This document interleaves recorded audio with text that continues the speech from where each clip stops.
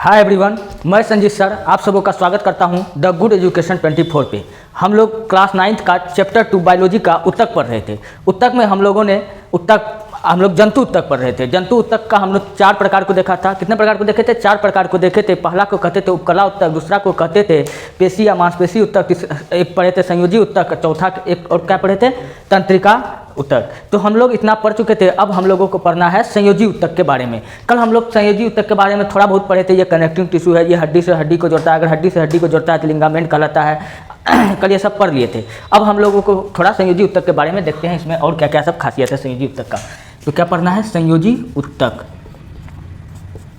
संयोजी उत्तक,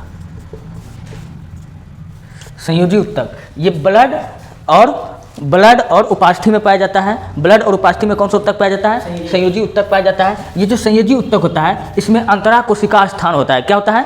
अंतरा कोशिका स्थान होता है। संयोजी उत्तक में अंतरा कोशिका स्थान पाया जाता है। अंतरा कोशिका स्थान पाया जाता है, स्थान होता है मतलब पाया जाता है। संयोजी उत्तक में क्या पाया जाता है? अंतरा कोशिका स्थान। ये जो कोशिका होता है, मान लेते हैं कोई कोशिका है, इसके बीच में जो गैप होता है, कोशिका और इसके बीच में जो गैप है यही क्या कहलाता है? अंतरा कोशिका स्थान, मतलब कोशिका के बीच में गैप। तो ये जो गैप होता है, जब ये गैप भर जाता है, जब ये गैप भर जाता है, इसको क्या कहते हैं? मैट्रिक्स। क्या कहते हैं? मैट्रिक्स। क्या कहते हैं? मैट्रिक्स। ये जो मैट्रिक्स होता है इसका 3 अवस्था होता है, ठोस, द्रव और गैस। ये 3 अवस्था में हो सकता है, या तो ठोस हो सकता है, या तो द्रव हो सकता है, या तो गैस हो सकता है। तो जो संयोजी उत्तक है इसका कोशिका लंबा होता है। इसका कोशिका कैसा होता है? कोशिका लंबा होता है, लंबा होता है। अब हम लोग बांटेंगे संयोजी उत्तक को सघनता के आधार पर, यानी ठोस, द्रव, गैस के आधार पर संयोजी उत्तक को हम लोग बांटेंगे। तो संयोजी उत्तक को सघनता के आधार पर, सघनता के आधार पर 3 भाग में बांटा गया। कितना भाग में बांटा गया है? आधार पर 3 भाग में बांटा गया है। 3 भाग में बांटा गया है।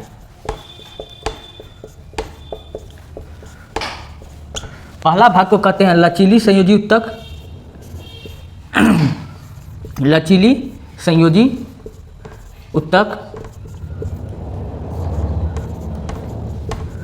जो दूसरा भाग होता है इसको कहते हैं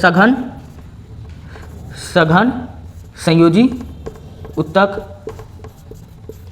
संयोजी उत्तक। जो तीसरा भाग होता है इसको कहते हैं विशिष्टीकृत संयोजी उत्तक।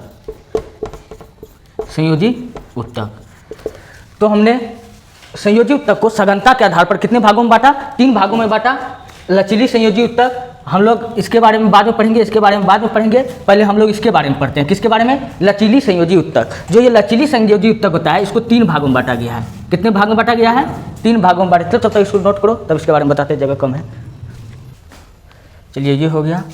अब हम लोग लचीली संयोजी उत्तक को 3 भाग में बांटेंगे। कितने भाग में बांटेंगे? 3 भागों में बांटेंगे।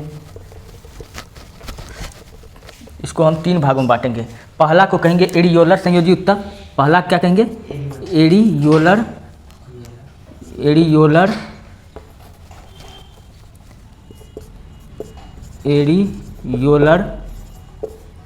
संयोजी उत्तक। दूसरा को कहेंगे एडिपोज संयोजी उत्तक। और जो तीसरा को कहेंगे फाइबर संयोजी उत्तक।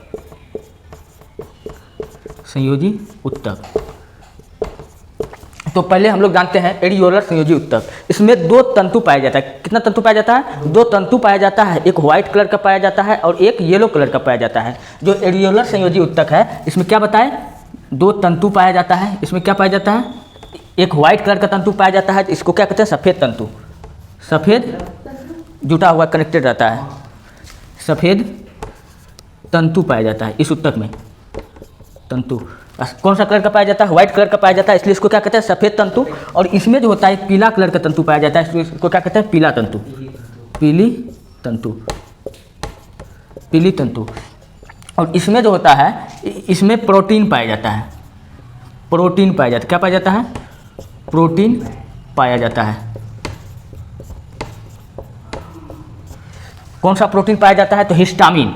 अगर प्रोटीन का नाम पूछे तो कौन सा क्या लगाएंगे? हिस्टामिन। हिस्टामिन प्रोटीन पाया जाता है। नहीं, इलास्टिन। कौन सा प्रोटीन पाया जाता है? इलास्टिन। इलास्टिन प्रोटीन पाया जाता है। जो ये पीली तंतु होता है, इसमें भी एक प्रोटीन पाया जाता है। कौन सा प्रोटीन पाया जाता है? कोलेजन। कौन सा? सफ़ेद तंतु नहीं, इसमें पाया जाता है कोलेजन। इसमें कोलेजन, इसमें कोलेजन प्रोटीन पाया जाता है। और इसमें कौन अभी बताए थे? इलास्टिन। पीली, इसमें भी प्रोटीन पाया जाता है, प्रोटीन पाया जाता है, पाया जाता है। जब पूछे कौन सा प्रोटीन पाया जाता है? इलास्टिन। इलास्टिन। चलिए ये भी हो गया। अब हम लोग जो है एडियोलर संयोजी ऊतक को, फिर इसको हम बांटेंगे। एडियोलर संयोजी ऊतक को फिर हम इसको बांटेंगे, तब तो इसको नोट कीजिए। चलिए, लचीली संयोजी ऊतक हम लोग पढ़ लिए। अब जो एडियोलर संयोजी ऊतक है, इसको 5 भागों में बांटा गया। कितने भागों में बांटा गया है? 5 भागों में बांटा गया है एडियोलर संयोजी ऊतक को। और ये 5 भाग पूछे कौन कौन सा है, तो इसका एक ट्रिक आता है, PHLPM। इसको टोटल मिला के पढ़ेंगे तो फसले PM। अब इसको याद रखने से ये पूरा याद हो जाएगा, एडियोलर ऊतक के 5 प्रकार।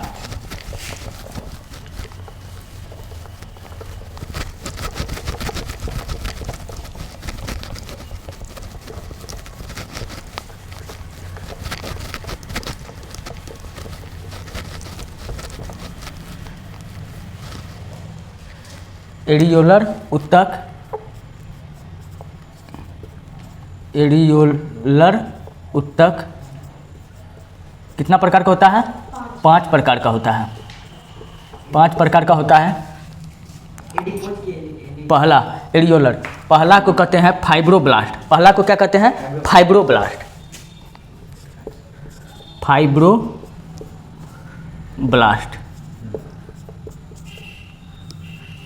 PH। दूसरा को कहते हैं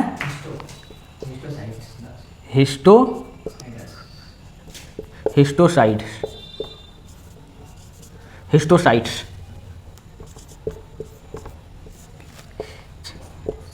तीसरा कहते हैं ल्यूकोसाइट। ल्यूकोसाइट का कौन कौन नाम सुना है? क्या है ल्यूकोसाइट? तीसरा कहते हैं ल्यूकोसाइट। जो चौथा होता है प्लाज्मा ऊतक। प्लाज्मा, हाँ, प्लाज्मा ऊतक। जो 5वां होता है, इसको कहते हैं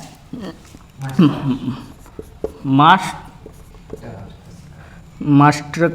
जो 5वां होता है मास्ट कोशिका। 5वां क्या कहते हैं? मास्ट कोशिका। चलिए अब इसके बारे में थोड़ा सा जानते हैं। जो फाइब्रोब्लास्ट होता है, क्या होता है ये फाइब्रोब्लास्ट? इसका एक ट्रिक है, PHLPM। इसको टोटल पढ़ेंगे तो फसले PM। P से फाइब्रोब्लास्ट, H से हिस्टोसाइट्स, L से ल्यूकोसाइट, P से प्लाज्मा ऊतक, M से मास्ट कोशिका। M से मास्ट कोशिका। तब तक नोट करो। ये जो फाइब्रोब्लास्ट होता है, ये काम क्या करता है? हम क्या बनाए थे? तंतु दो, एक व्हाइट तंतु, एक पीली तंतु। तो ये काम, इसका फाइब्रोब्लास्ट का क्या काम क्या है? तंतु बनाना। क्या काम है? तंतु बनाना। जो ये हिस्टोसाइट्स है, ये जीवाणु या कीटाणु का भक्षण करता है। क्या करता है? मतलब जीवाणु या कीटाणु को नष्ट करता है। जीवाणु और कीटाणु को कौन नष्ट करता है? हिस्टोसाइट्स। जीवाणु या कीटाणु को नष्ट करता है या भक्षण करता है, नष्ट करता है। और जो ये ल्यूकोसाइट्स है, और ये जो ल्यूकोसाइट्स है, इसका काम क्या है? ये एंटीबॉडीज बनाता है। क्या बनाता है? एंटीबॉडीज। अब ये एंटीबॉडीज क्या है? जैसे ल्यूकोसाइट्स किसको कहते हैं? WBC को। WBC को हमारे शरीर का बॉडीगार्ड कहते हैं। ये हमारे शरीर में होने वाले अनेक रोगों से क्या करता है? बचाव करता है। कौन? WBC। अब ये एंटीबॉडी टोटल 5 प्रकार का होता है, IgG, IgA, IgM, IgD, IgE। अब इतना हमको नहीं जानना, ये अलग लेवल का हो गया। तो एंटीबॉडीज को आईजी से सूचित करते हैं। फिर डब्ल्यूबीसी, अगर ये हम बताए थे पिछला चैप्टर जब हम लोग पढ़ाए थे तो उसमें हम लोग बताए थे कि डब्ल्यूबीसी का अगर संख्या अगर शरीर में बढ़ जाए तो भी बीमारी है, अगर डब्ल्यूबीसी की संख्या घट जाए तो भी बीमारी है। अगर डब्ल्यूबीसी की संख्या बढ़ जाए कौन सा बीमारी होता है? ल्यूकोपेनिया। कौन सा बीमारी होता है? ल्यूकोपेनिया। अगर डब्ल्यूबीसी की संख्या घट जाए तो कौन सा बीमारी होता है? ल्यूकीमिया। ल्यूकीमिया को हम लोग क्या कहते हैं? Blood cancer. क्या कहते हैं? Blood cancer. इस ल्यूकीमिया नामक बीमारी का खोज सर्वप्रथम अमेरिका के फिलाडेल्फिया में हुआ था, इसलिए इस ल्यूकीमिया को फिलाडेल्फिया क्रोमोसोम के नाम से जानते हैं। अब ये जो ल्यूकीमिया जो है ब्लड कैंसर, इसको ये कौन सा बीमारी है? ये एक अनुवांशिक रोग है। कौन सा रोग है? अनुवांशिक रोग है। अब हमको उतना नहीं जानना है क्योंकि ये पिछली बात था जो हम लोग कर चुके हैं। तो ल्यूकोसाइट्स क्या करता है? एंटीबॉडीज बनाता है, एंटीबॉडीज बनाता है। अब ये एंटीबॉडीज को आईजी से सूचित करते हैं, इतना नहीं जानना है हमको। जो एंटीबॉडीज बनाने का मतलब क्या हुआ? हमारे शरीर को बचाता है रोगों से। कौन बताता है? ये जो प्लाज्मा उत्तक है ये भी क्या करता है? एंटीबॉडीज बनाता है। ये जो मास्ट कोशिका है ये 3 प्रकार का होता है। कितना प्रकार का होता है? ये 3 प्रकार का होता है। 3 प्रकार का होता है। अब इसके बारे में हमको फिर से जानना पड़ेगा। एक को कहते हैं, पहला को कहते हैं हिस्टामिन। क्या कहते हैं? हिस्टामिन। और दूसरा को कहते हैं कोलेजन। और एक तो कौन है? तीसरा को क्या कहते हैं? Histamine, collagen. ये जो हिस्टामिन है, हिस्टामिन कौन सा कार्य करता है शरीर में? हिस्टामिन पहले पूछे ये क्या है? तो ये एक प्रोटीन है। क्या है? हिस्टामिन एक प्रोटीन है। ये हमारे शरीर में क्या करता है? एक मिनट, एक तो हमको पढ़ना है हिपैरिन के बारे में। जो ये हिस्टामिन होता है हमारे शरीर में रक्तवाहिनियाँ हैं, ये रक्तवाहिनियों को चौड़ा करने का काम करता है। क्या करता है? हिस्टामिन क्या करता है? ये रक्तवाहिनियों को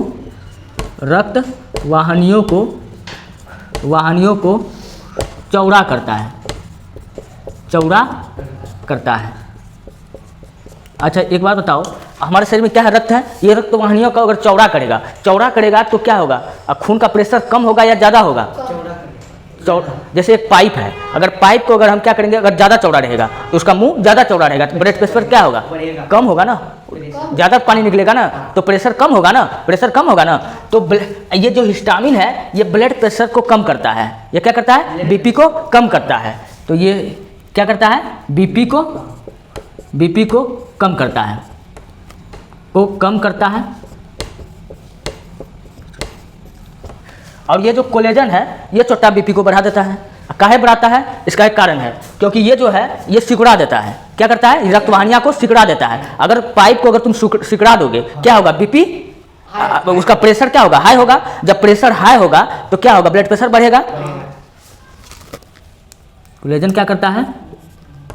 ये बीपी को, ये रक्तवाहिनियों को सिकुड़ाता है। रक्तवाहिनियों को सिकुड़ाता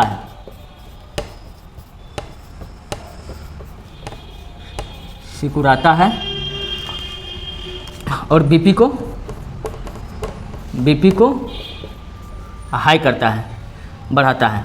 प्लस में दे दिए, बीपी को बढ़ाता है। और ये जो तीसरा है ये हिपैरिन, इसके बारे में सुना होगा। ये हिपैरिन अब करता क्या है? हिपैरिन हमारे शरीर में जो ब्लड जो नहीं जम रहा है, इसका क्या कारण है? हिपैरिन। हमारे शरीर के अंदर जो ब्लड नहीं जम रहा है इसका क्या कारण है? हिपैरिन। अगर अब देखो, जब हमारा शरीर से जब कट जाता है तो ब्लड निकल जाता है। जब जैसे ही शरीर से बाहर निकलता है तो क्या होता है? ब्लड जम जाता है। ऐसा क्यों? क्योंकि हमारे शरीर में क्या होता है? शरीर के अंदर हिपैरिन जिंदा रहता है। जैसे ही कटता है तो ब्लड जैसे बाहर निकलता है, हिपैरिन मर जाता है। जब हिपैरिन मर जाता है तो अब ये ब्लड को जमा देता है। तो हमारे शरीर के अंदर जब तक हिपैरिन है तब तक ब्लड को जमने के लिए नहीं देता है। और ये हिपैरिन क्या करता है? शरीर के अंदर